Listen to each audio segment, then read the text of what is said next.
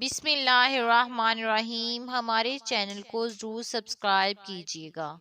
آج کی اچھی بات، صدقہ یہ بھی ہوتا ہے علم سکھانا، مشورہ دینا، وقت دینا، اچھی تربیت کرنا، دعا دینا، کسی کی مدد کرنا، مشکل وقت میں حوصلہ دینا، کسی کو نیکی کا حکم دینا اور اس کو برائی سے روکنا، عزت دینا، کسی کی خوشیوں میں شامل ہونا، کسی کے غم میں شریک ہونا، ہر کسی کے ساتھ محبت سے پیش آنا، راستہ سے تکلیف دینے والی چیزوں کو ہٹانا اور بھٹکے ہوں کو سیدھا راستہ دکھانا، یہ صدقہ ہے۔